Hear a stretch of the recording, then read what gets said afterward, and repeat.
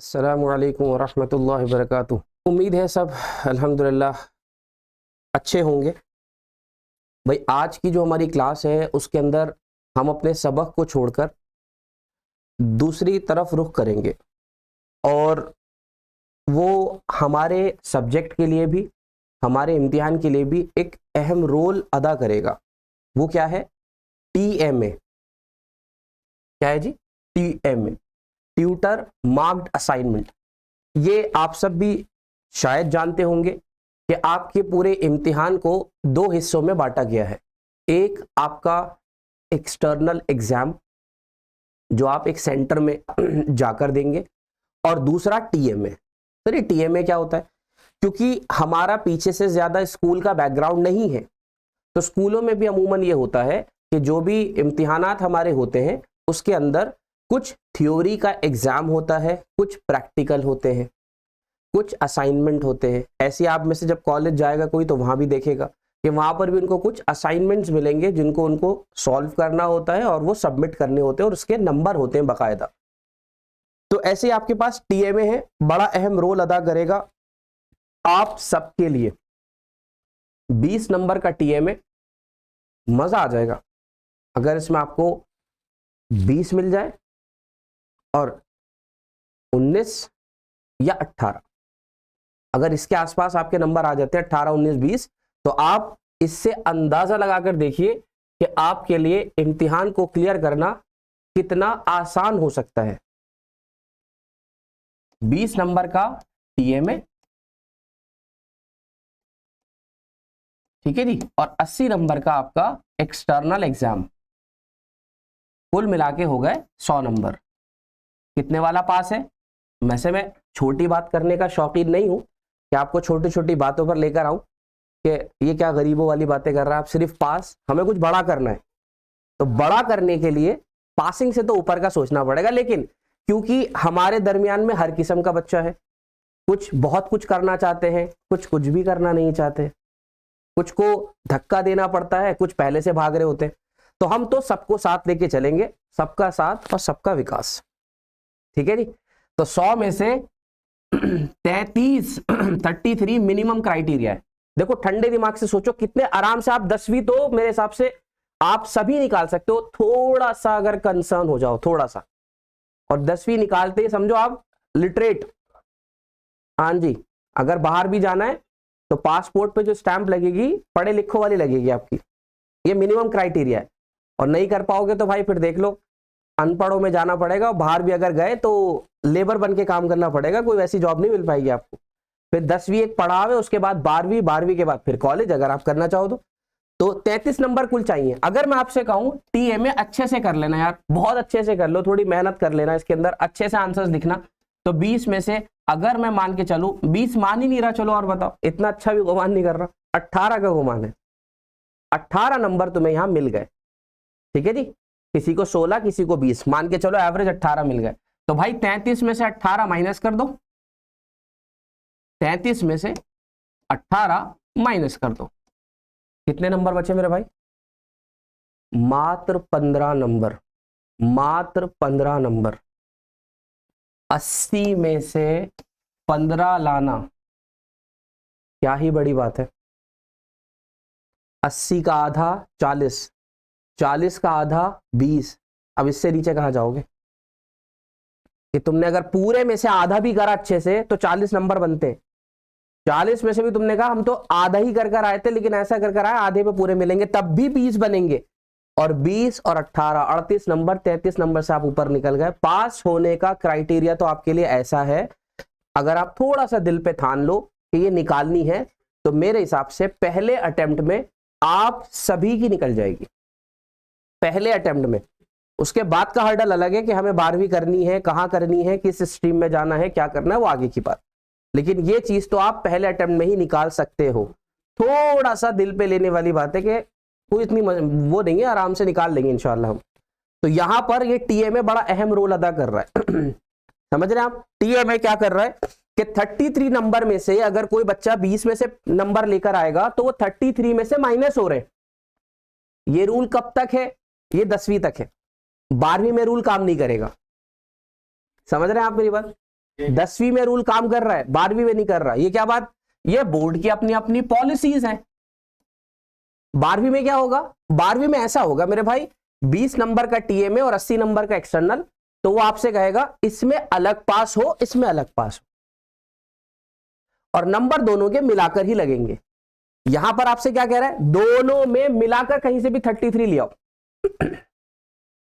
तो वहां थोड़ा सा मुश्किल हो गई, ऑब्वियसली 12वीं क्लास है भाई, मेहनत भी करनी पड़ती है। तो वहां पर आपको 80 में से 26 नंबर लाने पड़ेंगे अलग से, 26, और उसमें 20 में से 15, 12, 14 जितने आ जाए वो, तब मिलाकर आप पास हो जाएंगे।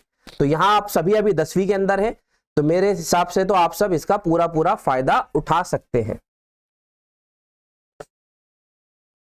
आपको करना क्या होगा, एक क्वेश्चन पेपर आपके सामने टीएमए का खुलेगा, टीएमए का खोल रहे हैं आप, टीएमए का क्वेश्चन पेपर मैं आपके सामने खोल रहा हूं, उसके अंदर सवालात होंगे, आपको सवालात के भरपूर जवाबात देने हैं, ठीक है जी, तरीके से देने हैं, अच्छे से लिखने हैं, और एक ही बार का काम है, और वो टीएमए आपके अपलोड हो जाएंगे, आपको कोई सबमिट करने नहीं जाना, ऑनलाइन पोर्टल है उसके ऊपर आप जाके वो सबमिट कर दोगे, ठीक है जी, वो चेक हो जाएंगे और आपको आपके नंबर मिल जाएंगे। तो अब हम डायरेक्ट टीएमए खोल लेते हैं कि टीएमए में किस किस्म के क्वेश्चन आए हैं।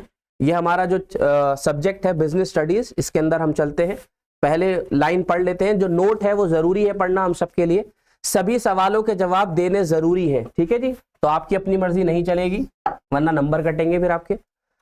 हर एक सवाल के नंबर के सामने उस दिए गए हैं, हर क्वेश्चन के आगे उसका लिखा हुआ है क्वेश्चन। जवाबी शीट के पहले सफे पर ऊपर की तरफ अपना नाम, एनरोलमेंट नंबर, मरकजी मुताला का नाम और मजमून वाज़े अल्फाज में लिखे। साफ समझ आ रही है बात आपको। पहला पेज आपका सिर्फ इंफॉर्मेशन का होगा, जिसके अंदर आप अपना नाम, अपना रजिस्ट्रेशन नंबर या रोल नंबर, सेंटर कौन सा है, सब चीजें लिखेंगे। दूसरे पेज से आप अपने सवालात के जवाबात लिखना शुरू करेंगे। पहले क्वेश्चन की ओर नजर कर लेते हैं। दर्जझेल सवालों में से किसी एक का जवाब तकरीबन 40 से 60 अल्फाज में दीजिए। अब देख लिए ध्यान से, बहुत भोले, बहुत मासूम बच्चे हमारे पास होते हैं, बहुत सीधे होते हैं, कुछ नहीं समझ आता उनको। उन्होंने देखा क्वेश्चन नंबर 1 के 2 पार्ट है, ए और बी, दोनों करने बैठ जाएंगे। उनके पास कुछ ज्यादा ही वक्त होगा, लेकिन यहां लिखा हुआ है सवालों में से किसी एक का जवाब तो ए और बी दोनों नहीं करने मेरे भाई, आपको सिर्फ ए या बी करना है, ए या बी। यह आ गया आपके सामने एक सैंपल, ठीक है जी। जराए नकलो हमल तिजारत के लिए मददगार है, अपने अल्फाज में इसको वाजे कीजिए, ठीक है। ये क्वेश्चन था, क्वेश्चन का आपने अपना आंसर लिखा। कितने अल्फाज बोले थे मेरे भाई, 40 से 60 अल्फाजों के अंदर आपको आंसर लिखना है। बिल्कुल भी कंजूसी मत करेगा, लिखने बैठने के बाद कभी आप काउंट करने बैठ जाए, गिन तो लूं 60 65 कितने हो गए, कंटेंट का अंदाजा हो जाता है। ये 60 से ऊपर अल्फाज है आराम से, ठीक है जी। 40 अल्फाज लगभग, अगर आपकी राइटिंग सही है तो 4-5 लाइन के अंदर, 5-6 लाइन के अंदर 40 अल्फाज पूरे हो जाते हैं। तो इस तरह से इन्होंने लिखा। अब आपसे मैं अगर क्वेश्चन पूछूं, आप ही से, वही खोल दीजिए असाइनमेंट, आप ही से मैं क्वेश्चन पूछूं, जैसे वो क्वेश्चन था अपनी जगह, यहां पे देख लेते हैं। यहां क्वेश्चन क्या है, नकल और हमल, थोड़े से यहां वो है, नकल और हमल के सबब मुल्कों के दरमियान सकाफत का मुबादला मुमकिन हो पाता है, इस बयान को अपने अल्फाज में वाज़े कीजिए। पहला क्वेश्चन, अगर आप ये नहीं करना चाहते दूसरा कर सकते हैं। नकल हमल के मेयार जिंदगी को ऊपर उठाने में मदद करता है, अगर मुत्तफिक हो तो वाज़े कीजिए नकल हमल कैसे इससे फायदा और सहूलत देता है। सबक नंबर 5, नकल हमल। हमने नहीं पढ़ा ये चैप्टर, क्यों नहीं पढ़ा, क्योंकि ये टीएमए के अंदर है। खुश नसीब हैं आप लोग, दुआएं करी आपने खूब आने से पहले। उसने क्या करा इस साल, टीएमए के सबक को अलग कर दिया और पेपर के सबक को अलग कर दिया। आपसे पहले जो बच्चे इम्तिहान देकर गए वो पूरे के पूरे सबक पढ़ते थे, जितने थे 30-32 सबक सारे। तो यहां पर आपको ये सबक पढ़ना ही नहीं था। मतलब क्या करना है, सिर्फ असाइनमेंट में क्वेश्चन आपने पढ़ लिया था, एक बार देख लेते हैं इसका आंसर कहां मिलेगा। सीधी सी बात है, नकल अमल की अहमियत के ऊपर बात चल रही है कि नकल अमल हमारे मेयार जिंदगी को कैसे उठाता है। आप क्या कहना चाहते हैं, आप वाजे करें इस बात को कि सही है या नहीं। तो यहां पर आप नकल अमल की अहमियत खोलेंगे। अहमियत में चलिए, ये आ गया आपका पॉइंट नंबर 3, लोगों का मेयार जिंदगी बेहतर बनाना। पॉइंट आ गया, इस पूरे पॉइंट को एक्सप्लेन करें। अगर आप इसका ए वाला पार्ट करना चाहते हैं, आपको लग रहा है बी में थोड़ा कम आंसर है, थोड़ा सा आपको ऐड करने पड़ेंगे अपने पास से अल्फाज, थोड़ा सा कंटेंट आपको डालना पड़ेगा कि नक्लो हमल से मेयार जिंदगी कैसे बढ़ती है, कि भाई मैं दिल्ली में रह रहा हूं लेकिन दिल्ली में रहकर मैं केरला की चीजों का भी इस्तेमाल कर पा रहा हूं भरपूर, कोकोनट वहीं से मिल रहा है मुझे और यहाँ के लोग उससे फायदा उठा रहे हैं। कैसे हुआ ये? नकलो हमल के जरिए हुआ कि केरला से सामान उठकर नकलो हमल के जरिए दिल्ली आ रहा है और ऐसी कोई चीज मुंबई से उठकर किसी और इलाके जा रही है, तो हम आपस में नकलो हमल के जरिए एक दूसरे की मेयार जिंदगी बढ़ा पा रहे हैं। अगर आपको वो समझ में नहीं आ रहा तो पहले क्वेश्चन का ए वाला आंसर ये है। क्या था क्वेश्चन? मुल्कों को करीब लाने में कैसे फायदेमंद है नकलो हमल, तो आप अपना आंसर ये पूरा लिख सकते हैं आराम से, 40 से ज्यादा अल्फाज है, पूरा आपका आंसर यहां पे कवर हो जाएगा। तो पहले क्वेश्चन का आंसर नकलो और हमल के सबक से था, सीधा सीधा सा क्वेश्चन है, 40 से 60 अल्फाज में आंसर देना है किसी एक का, ए या बी। दूसरे सबक की तरफ, दूसरे क्वेश्चन की तरफ चलते हैं, जरा क्वेश्चन देखेंगे। दर्ज झेल में से किसी एक का सवाल, अगेन एक ही का आंसर देना है 40 से 60 अल्फाजों के अंदर, ठीक है जी। पहला क्वेश्चन, ABC कंपनी का मुंबई में एक गोदाम है जो माल के मुस्तकिल पैदावार में मददगार है, अपने अल्फाज में वजाहत कीजिए कि पैदावार में कैसे मददगार है। सबक नंबर 6 अभी देखेंगे हम क्या है इसमें। और इसका दूसरा क्वेश्चन देख लीजिए, स्टोर और गोदाम एक दूसरे से किस तरह मुख्तलिफ होते हैं, मुनासिब मिसाल के साथ इसका सकाबली तजुर्बा ये बताइए, ठीक है जी। तो दो क्वेश्चन है, कौन सा सबक खोलेंगे? सबक नंबर 6। चलिए सबक नंबर 6 की तरफ चलते। गोदामकारी सबक का नाम है, ये एक सेवा है, एक सर्विस सेक्टर है हमारा। गोदामकारी जिसको आपने सुना होगा वेयर हाउस, ठीक है जी। तो गोदामकारी किस तरह से हमारे लिए, जैसे उसने कहा ABC लिमिटेड एक कंपनी है मुंबई के अंदर और गोदाम सामान को रखने में किस तरह से फायदेमंद है उसको बताना है आपको। तो गोदाम की यहाँ पर आप जरूरियात की तरफ जा सकते हैं कि किस तरह से वो जरूरत को पूरा करता है, ठीक है जी। तो यहां पर आपको 6.2 में उसका आंसर मिल जाएगा। जैसे गोदाम हमारी मदद करता है मौसमी पैदावार के अंदर, ठीक है जी। गोदाम हमारी जरूरत को पूरा करता है क्या? मौसमी मांग, जब लोगों को उसकी जरूरत होती है हम उसको लोगों तक पहुंचा पाते हैं। कैसे पहुंचा पाते हैं? क्योंकि हमने पहले से वो सामान अपने पास गोदामों में रख रखा होता है। बड़े पैमाने पर पैदावार, अगर कोई इंसान बड़े पैमाने पर पैदावार करना चाहता है तो बिना गोदाम के वो बहुत मुश्किल है, क्योंकि सारा बना हुआ सामान ऑन द स्पॉट नहीं बिक पाता। तो आपको वो सामान उठाकर अपने गोदामों में रखना पड़ता है और धीरे धीरे बेचना पड़ता है, तभी आप अपनी पैदावार बढ़ा सकते हो। लगातार पैदावार करने के लिए भी आपको गोदामों की जरूरत पड़ती है। पूरे साल आप पैदावार करते रहो, गोदाम में सामान रखते रहो और धीरे धीरे उसमें से बेचते रहो। कीमतों में ठहराव के लिए भी गोदाम बहुत ज्यादा मुफीद है। अगर आप गोदाम में अपना सामान नहीं रखते तो होगा क्या? डिमांड सप्लाई का रूल काम करेगा। जब लोगों को लगेगा इसकी बहुत ज्यादा जरूरत है तो वो महंगी बिकेगी, और जब लोग उसको नहीं खरीदेंगे तो वो सस्ती हो जाएगी। लेकिन जब आपके पास गोदामों में सामान पहले से जमा होगा तो आप वक्तन फवक्तन उसकी सप्लाई दे सकते हो, उससे कीमतों में ठहराव रहेगा। तो ये सारी जरूरत है गोदाम की, ठीक है जी। यहां पर आपको अपना आंसर मिल जाएगा। बल्कि यहां आप ये क्वेश्चन देख लीजिए, ये रहा। गोदाम की किस्मों पर कोई क्वेश्चन है नहीं, छोड़ दीजिए, इसको जरूरत नहीं है जरूरत के अलावा। और मिसाली गोदाम की खुसूसियात। अब गोदाम में, ठीक है जी, आपसे क्वेश्चन था, उसके अंदर क्या क्वेश्चन था जरा देखिएगा एक बार। ये देखिए दूसरा क्वेश्चन, ए वाला का तो मैंने आपको बता दिया, जरूरियात में से आपको आराम से क्वेश्चन का आंसर मिल जाएगा। दूसरा है स्टोर और गोदाम एक दूसरे से किस तरह मुख्तलिफ है। चलिए इस क्वेश्चन को मैं आपकी तरफ लेके चलता हूं और उम्मीद करता हूं कि आप में से कोई बच्चा बता पाएगा। आम क्वेश्चन है और आम सी चीज है। गोदाम में और स्टोर में क्या फर्क होता है बताइए, कौन जवाब में पहल करेगा? स्टोर और गोदाम में क्या फर्क होता है? स्टोर मतलब समझ गए आप, जैसे आपके आसपास भी जो दुकानें होती है जनरल स्टोर वाली, वो भाई आपने चीजों की पैदावार करी, पैदावार करने के बाद जाहिद सामान या जो सामान अभी बना है जो बिका नहीं, उस सामान को अपने गोदामों में रखते हो, ठीक है जी। तरीका यही होता है गोदाम में रखने का कि आपने जो जायद पैदावार की है या तो वो, या आपने जो भी पैदावार की है और अभी वो हाथों हाथ तो नहीं बिकेगी, तो आपको वो सामान अपने गोदामों में रखना पड़ता है। बेसिकली वहां पर गोदाम में वो सामान स्टोर होता है। यहाँ पे अल्फाज जो स्टोर आ रहा है वो इंग्लिश वाला है, स्टोर मतलब आपको वहां पर अपना सामान हिफाजत से रखने की जगह मिल जाती है।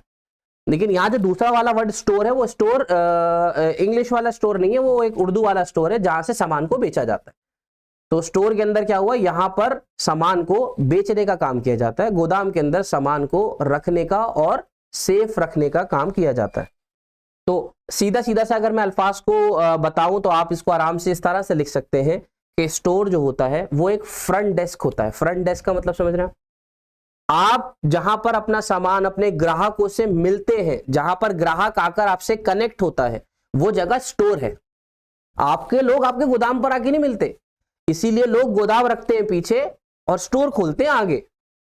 भले स्टोर उनका छोटा सा हो, जितना बड़ा ये है बोर्ड है इतना बड़ा ही हो, सिर्फ दिखाने के लिए कि देखो जी हमारी दुकान यहां है। हाँ, अब जैसे आप दुकान पे जाओगे, आपको अगर तुम्हारी दुकान पे तो कुछ भी नहीं है, वो कहेगा भाई साहब दुकान पे नहीं है सामान, अंदर चलो, अंदर दिखाऊंगा क्या क्या सामान है। हाँ, फिर अंदर जाकर जब वो अपना बड़ा सा गोदाम दिखाता है आपको, फिर जाकर आप उसको देखते हो, आप कहते हो इतने में तो बहुत सारा सामान है। तो फ्रंट पर कौन होती है, स्टोर, और बैक एंड पर कौन होता है, वेयर हाउस, गोदाम। ठीक है जी। तो यहां पर आपको फर्क समझना है। ग्राहकों से इंसान कहां पर मिलता है, स्टोर पर, गोदाम पर नहीं मिलता।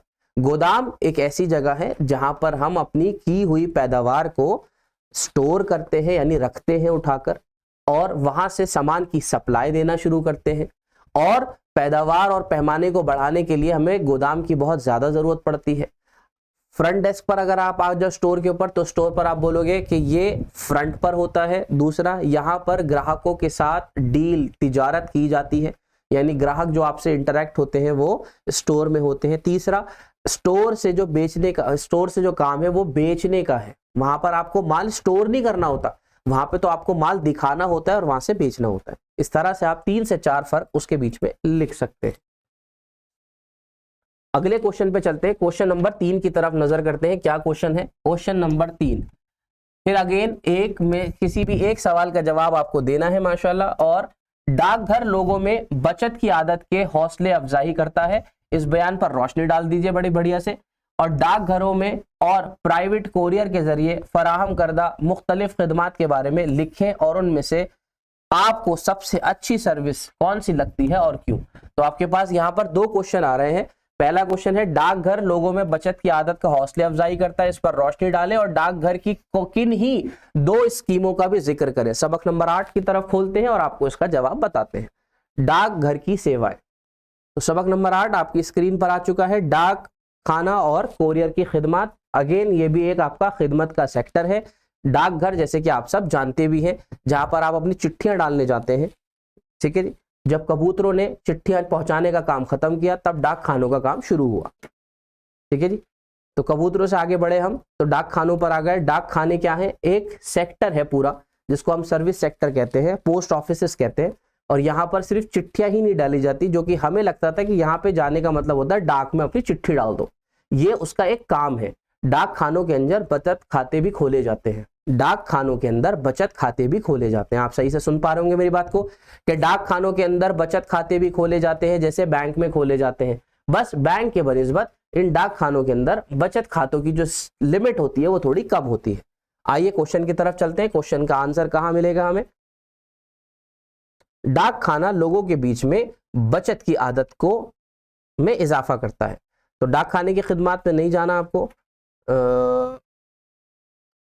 पोस्ट कार्ड हो गया, ये सब इसकी खिदमत है। हमें डायरेक्ट चलना है डाक खाने के कामों पर, कि डाक खाने क्या क्या काम करते हैं। ये ठीक है जी। रकम भेजने का, ये भी इसका काम हो गया, रकम भेजने का काम। अच्छा, यहां पर आपके पास क्वेश्चन आ गया है। ठीक है जी। तो डाक खाने की बचत की आदत वाला क्वेश्चन, और उस पर क्वेश्चन आपसे पूछा गया था कोई 2 खिदमत बताइए। तो आप बचत खाते पर आ जाइए इधर की तरफ। यह आ गया आपका बैंकिंग वाला पार्ट। ये आ गया बचत खाने, डाक खाने के अंदर जो बैंकिंग खिदमत है, आप इसकी तरफ आ जाइए। क्योंकि बचत करना और बचत में इजाफा करना, ये सारी बातें हो रही हैं, तो आप इससे अंदाजा लगा सकते हैं कि यहाँ पर वो एक बैंक से ताल्लुक रख रहा है। तो बैंकिंग खिदमत के अंदर आप यहाँ सीधा सीधा से ये पूरा पैराग्राफ लिख लेंगे। ठीक है जी। क्या लिखेंगे कि डाक खाना जो है वो बैंकिंग खिदमत भी देता है। बैंकिंग खिदमत का मतलब क्या हुआ, लोगों से उनकी जमाएं लेना, जैसे बैंक लेते हैं, और उनके बीच में इस चीज के जज्बे को पैदा करना कि आप अपनी जो जमा पूंजी है वो भी आप डाक खाने के अंदर रखवा सकते हैं। ये भी खिदमत डाक खाना देता है। ठीक है जी, यहां पर आप अपनी रकम को थोड़ा थोड़ा करके जमा कर सकते हैं, और इस जमा रकम के ऊपर जैसे बैंक आपको सूद देता है, ऐसे ही डाक खाने भी आपको सूद देंगे। इतनी बात लिखने के बाद क्वेश्चन के अंदर आपसे पूछा गया है किन्हीं दो स्कीमों के बारे में बताइए। आपने क्वेश्चन आगे पढ़ा होगा कि इन्हीं दो स्कीमों के बारे में बताइए। तो अब आपके पास मैं खुला बोल रहा हूं भाई, देख लो कितनी सारी स्कीम लिखी हुई, आप कोई सी भी स्कीम लिख लेना। आप पहली वाली लिख लो, डाक खाना बचत बैंकिंग खाता स्कीम, बैंक सालाना डाक खाना स्कीम, डाकघर मुकर्रर मुद्दत जमा खाता स्कीम, डाकघर माहाना आमदनी स्कीम। कितनी सारी हो गई, एनी टू, कोई सी भी दो आप अपनी मर्जी से लिख लीजिएगा। ये क्वेश्चन आपका हो गया। अगले क्वेश्चन की तरफ चलते क्वेश्चन नंबर 4 की तरफ चलते हैं। 4 का क्वेश्चन, अब अल्फाजों की तादाद बढ़ रही है, ध्यान रखिएगा। तो आपको अपने अल्फाजों की तादाद के हिसाब से ही अपना आंसर देना पड़ेगा, वरना फिर वही नंबर वाली बात आ जाती है। तो इनमें किसी एक का सवाल का जवाब देना है। अब 100 से तकरीबन 150, तो लगभग 1.5 पेज की बात हो रही है ये। क्या आपका आंसर जो अब जाएगा वो कम से कम 1.5 से 2 पेज में आना चाहिए। ठीक है जी, अल्फाज बढ़ गए। क्या है क्वेश्चन, उस अमल का नाम बताइए और वजाहत कीजिए जिसके जरिए एक फर्द रकम की अदायगी के जरिए दूसरे शख्स से कुछ सामान या जायदाद अपने नाम पर मुंतकिल करवाता है। इस अमल का नाम बताइए। दूसरा क्वेश्चन इसी के अंदर है कि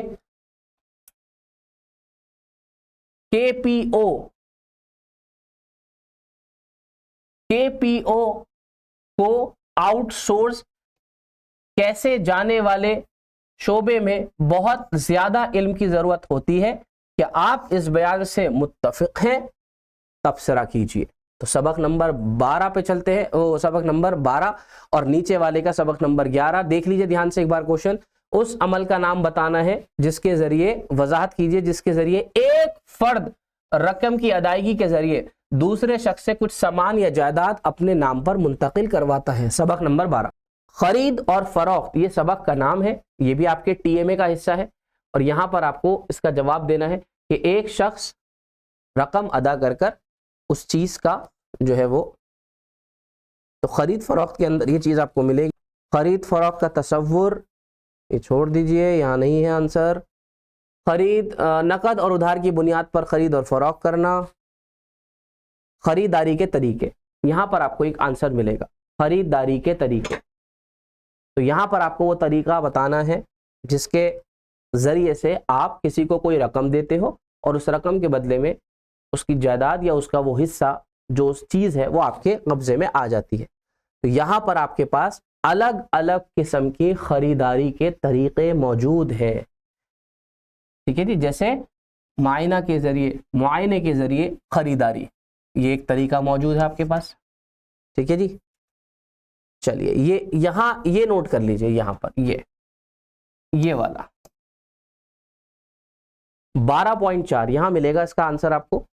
हायर परचेज, फरोख्त के तरीके क्या क्या है, जहां पर आप रकम देते हो और रकम देने के बाद आपको उस चीज पर कब्जा मिल जाता है, आप उसको खरीद पाते हो। तो यहां पर आपके पास अलग अलग किस्में हैं, जैसे खरीद या किराए की बुनियाद पर, जिसको हायर परचेज कहते हैं। एक खरीदने का तरीका यह है आपके पास। और क्या तरीका है, किस्तों की अदायगी के निजाम के जरिए फरोख्त, कि आप एक साथ कीमत नहीं दे सकते तो आप क्या करोगे, थोड़ा थोड़ा करके पैसा दे सकते हो। मंजूरी की बुनियाद पर फरोख्त, के सामने वाले इंसान ने आपको मंजूरी दे दी है कि आप इस चीज को ले सकते हैं और इस्तेमाल कर सकते हैं। ठीक है जी, टेंडर के जरिए फरोख्त, ये वाला पॉइंट टेंडर वाला छोड़ भी दें तो कोई बात नहीं। एक नीलामी के जरिए फरोख्त, जब चीजों की बिडिंग होती है, नीलामी होती है, तो वहां पर आपको चीजें मौजूद होती हैं और वो नुमाइश की जाती हैं, आप वहां पर उसकी कीमत देके वो चीज खरीद लेते हो। ठीक है जी, तो ये आपको यहाँ पर आंसर मिल जाएगा उसका। यहाँ पर आपको लिखना है, अच्छा खासा कंटेंट है, बहुत सारा आप तरीका लिख सकते हैं। चलिए नेक्स्ट पे देखते हैं, सबक नंबर 11। KPO के बारे में लिखा हुआ था, KPO, ये सबक नंबर 11 देखिए, एक बार क्वेश्चन देख लिए। KPO आउटसोर्स कैसे किसे जाने वाले शोबे में बहुत ज्यादा इल्म की जरूरत होती है। अब क्वेश्चन ये है कि ये होता क्या है, क्योंकि सबक में तो हमने पढ़ा नहीं, तो थोड़ा सा इसका इल्म हमें होना चाहिए। यहाँ पे जो अल्फाज है उसका नाम है आउटसोर्सिंग, चैप्टर का नाम है आउटसोर्सिंग। ये क्या होता है जी? आउटसोर्सिंग का सीधा सीधा मतलब समझिए, कोई काम जो पहले आप करते थे, कोई काम जो पहले आप करते थे, लेकिन अब आपके वो गैर जरूरी काम, या जरूरी भी हो सकते, वो काम अब आप खुद नहीं करते, बल्कि किसी कंपनी को या किसी इंसान को या किसी संस्था को आप उस काम की जिम्मेदारी दे देते हो। इस चीज को आउटसोर्सिंग कहते हैं। समझ रहे हैं मेरी बात आप? मैं कोई काम कर रहा था भाई, मैं 3 4 5 6 काम कर रहा था। काम का मतलब क्या समझ रहा है? एक मैं बिजनेस कर रहा हूं, उसके अंदर बहुत सारे ऑपरेशंस हैं। खाते बनाना मेरा काम, बिल काटना मेरा काम, ठीक है जी, सैलरी देना मेरा काम, मैनेजमेंट करना मेरा काम, डिसीजन लेना मेरा काम, ये सारे काम मेरे थे। अब मैंने कहा भाई नन्ही सी जान कितना काम करूंगा मैं। अब मेरा काम बढ़ रहा था, तो मैंने सोचा अब अपने गैर जरूरी काम बांट दूं। तो मैंने एक शख्स से बात करी, मैंने कहा हाँ जी क्या करते हो? उसने कहा जी मैं खाते बनाता हूं। मैंने कहा एक काम करो, मेरी कंपनी के खाते तुम बना दो, मुझसे पैसे ले लिया करना। तो यहां पर इसको क्या कहेंगे? आउटसोर्स। दूसरा शख्स मिला, मैंने कहा जी आप क्या करते हो? तो उसने कहा मैं पेरोल पे काम करता हूं, या मैं पेरोल बनाता हूं। मैंने कहा ठीक है भाई, ऐसा करो, मेरे को तो वक्त की बड़ी तंगी हो गई है, मुझे काम बहुत सारे करने, ऐसा करो तुम मेरे पेरोल बना दिया करो, ये तुम्हारा काम है, तुम देख लेना, जो पैसे होंगे मैं दे दूंगा।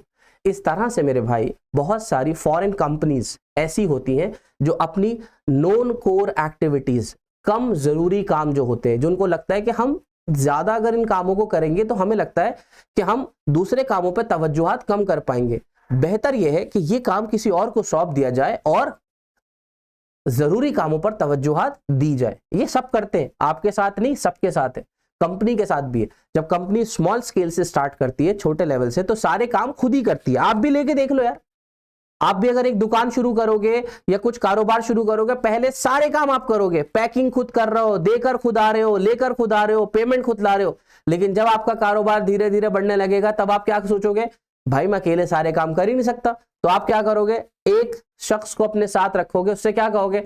भाई ऐसा करो, पैकिंग आप कर दे करना, ठीक है जी, या तुम ये काम कर दे करना। इस तरह से ये काम बांटे जाएंगे, इसको आउटसोर्स कहते हैं। अगर इंटरनेशनल लेवल पे देखें तो आउटसोर्सिंग बहुत बढ़िया सेक्टर है, और इंडिया आउटसोर्सिंग के अंदर, यानी इस आउटसोर्स मतलब बाहर से सोर्स लेना, इसके अंदर इंडिया टॉप कंट्री है।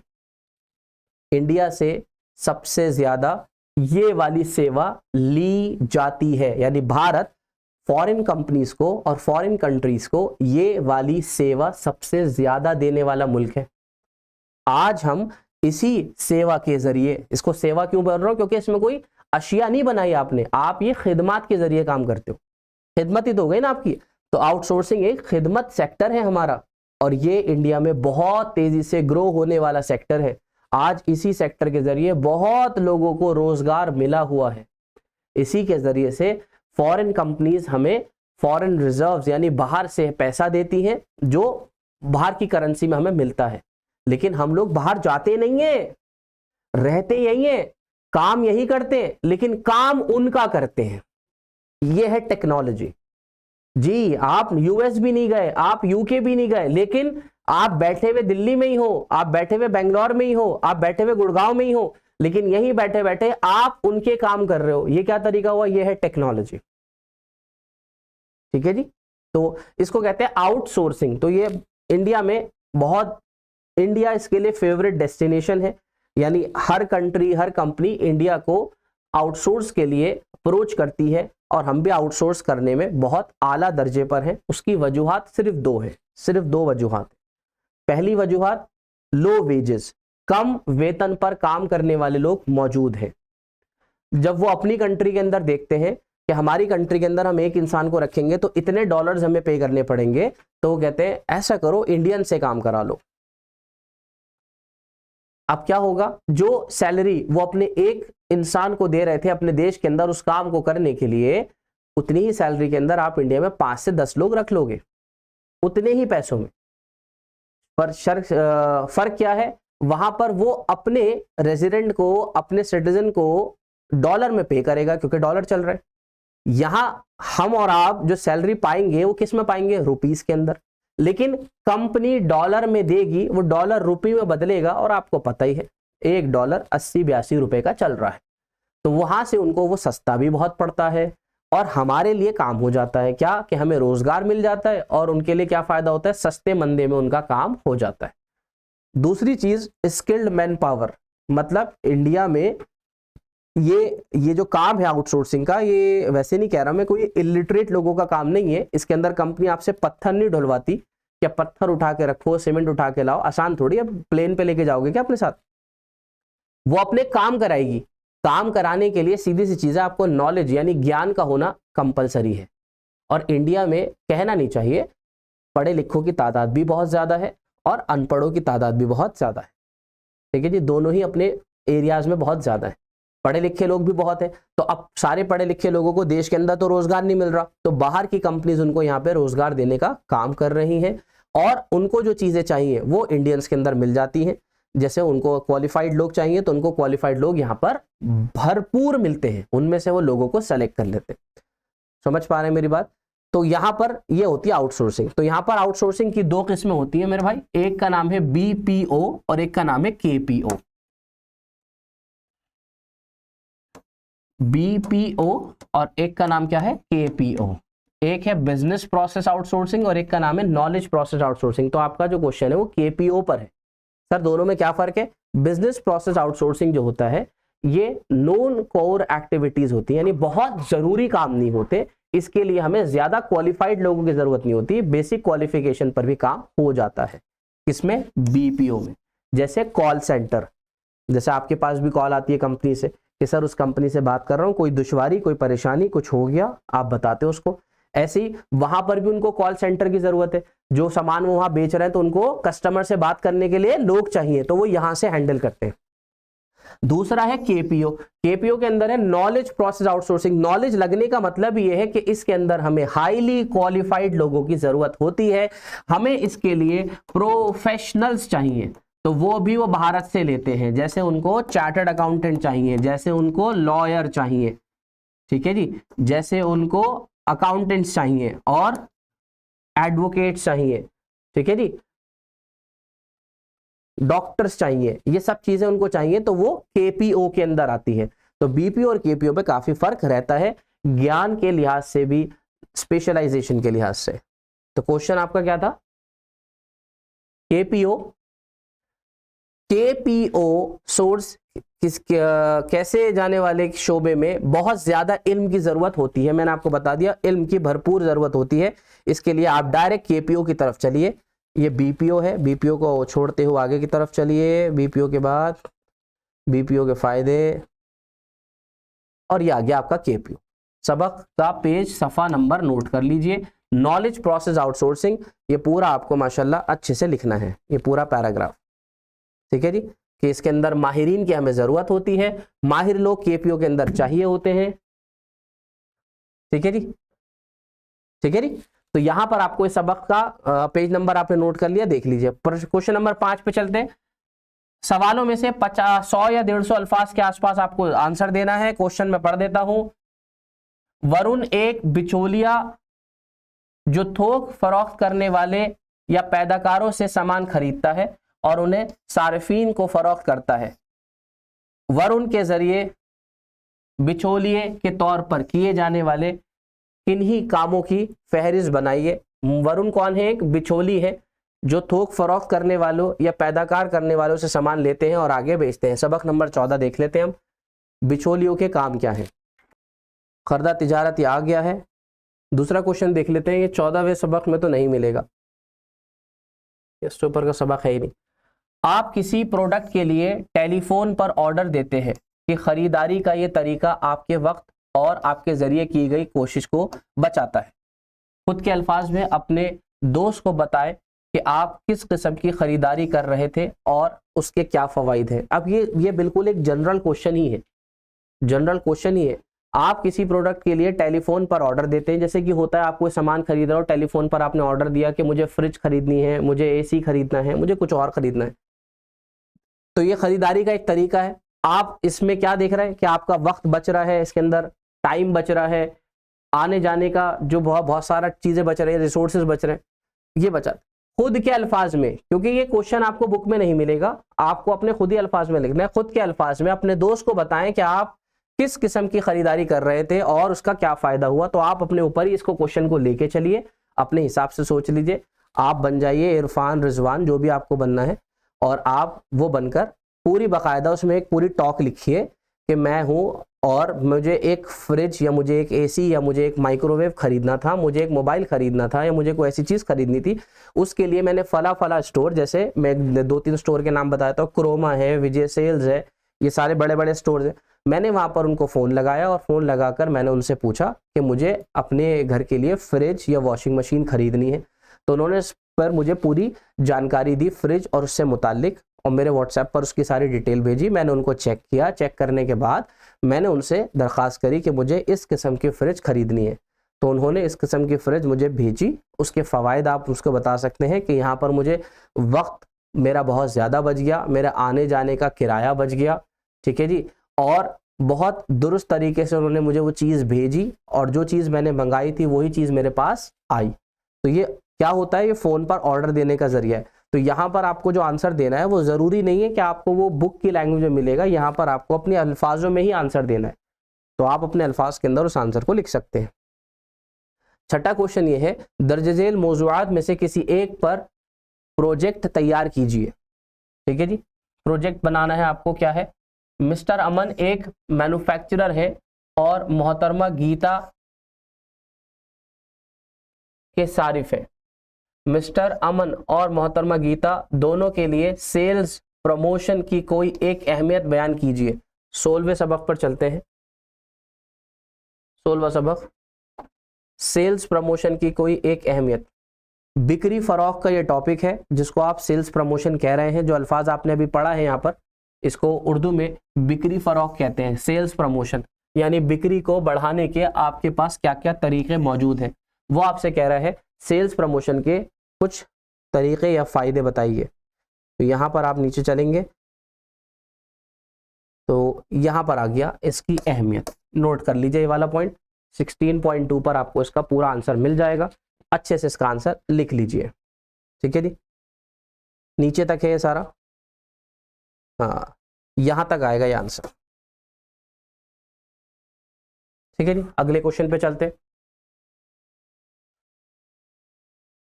अखबार पढ़े मज़ामीन और इश्तिहारात से दरियाफ्त कीजिए वो दुकानें कब स्टॉक क्लियरेंस फरोख्त की पेशकश करती हैं। स्टॉक क्लियरेंस सेल्स के फ़वाइद और उसके नुकसानात का जिक्र कीजिए। ठीक है जी,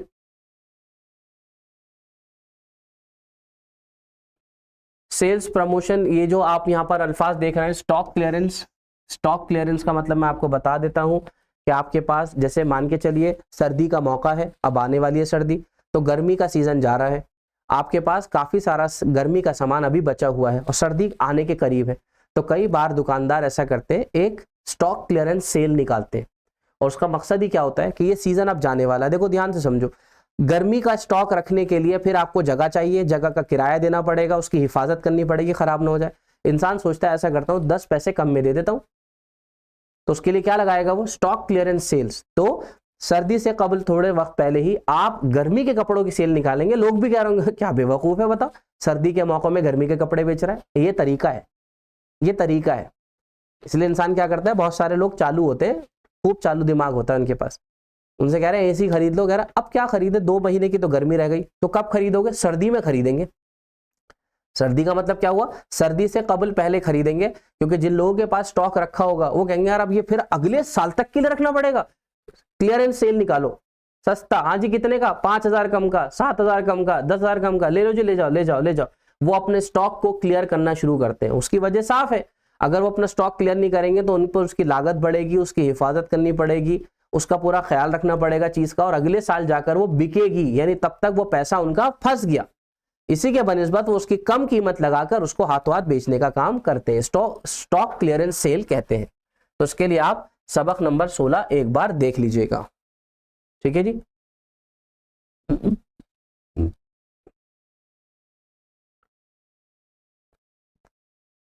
ठीक है जी। तो स्टॉक क्लियरेंस फरोख्त की पेशकश करती है। स्टॉक क्लियरेंस सेल के फवाइद बताने हैं आपको और उसके नुकसानात का जिक्र कीजिए, ठीक है जी। कि ऑफ सीजन के टाइम पर अपने बचे हुए स्टॉक को बेचने के लिए आप उसकी कम कीमत लगाकर एक बड़ी सेल लोगों के सामने रखते हो। अभी होंगी, देखना आप, सर्दी जाते वक्त भी होती है, गर्मी जाते वक्त भी होती है। वो लोग निकालते हैं अपने स्टॉक बचे हुए, उसको बोलते हैं क्लियरेंस सेल। बड़े बड़े से बैनर लगाते हैं लोग और सस्ते दामों पर कहते हैं भाई ले जाओ ले जाओ। अगले सीजन तक का इंतजार नहीं करना, क्योंकि उनके लिए उनके बड़े नुकसानात उनके सामने रहते हैं। उनको लगता भी है कि चलो अगले सीजन तक रख भी लें, तो अगर हम अगले सीजन में जाकर उतनी कीमत पर बेचेंगे जितनी आज, तो उतनी कीमत हमारी वैसे भी कम हो गई। तो इंशाल्लाह ये टीए में आपको अपना पूरा कंप्लीट करके रखना है, टाइमली अपलोड करना है, ध्यान से अच्छे से आंसर्स लिखिएगा, कोशिश करिए कि आपको ज़्यादा से ज़्यादा नंबर यहाँ पर मिल जाए, ठीक है जी। इंशाल्लाह फिर आपसे अगली क्लास में मुलाकात होगी, ठीक है जी। अस्सलामु अलैकुम व रहमतुल्लाह।